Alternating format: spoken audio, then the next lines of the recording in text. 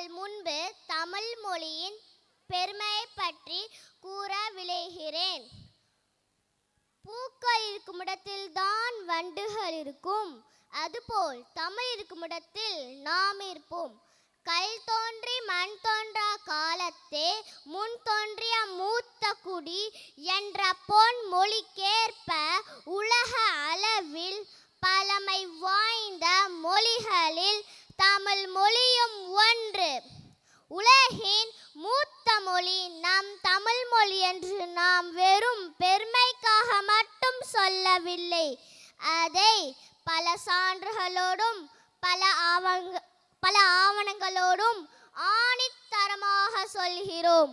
உலகில் மொத்தம் 6809 மொழிகள் பேசப்படுகின்றன.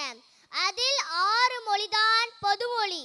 அந்த 6இல் ஒன்று நம் தமிழ் மொழி. இடமிருந்து வளமாக எழுதுவதில் முதலாவது நம் தமிழ் மொழி. கணினியில் உலக தர வரிசை பட்டியலில் 2வது இடம். இதுவரை கண்டுபிடிக்கப்பட்டுள்ள ஓலைகள், செப்பேடுகள், கல்வெட்டுகளில் 82.71% தமிழில்தான் உள்ளது. உலகில் அதிக அளவில் மொழிபெயர்ப்பு செய்யப்பட்டது திருக்குறள்.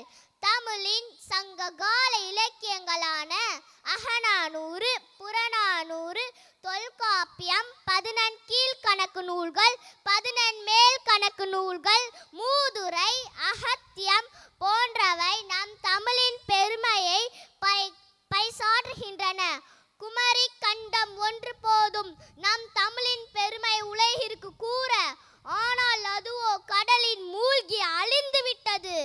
அது இன்றளவு இருந்திருந்தால் நம் தமிழ் மொழி 2000 ஆண்டுகளுக்கு முன்னல்ல 20,000 ஆண்டுகளுக்கு முன் தோன்றியது என்பதற்கான சான்றாகும்.